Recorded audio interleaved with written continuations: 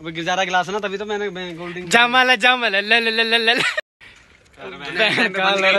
इसमें वीडियो बहुत लंबा है।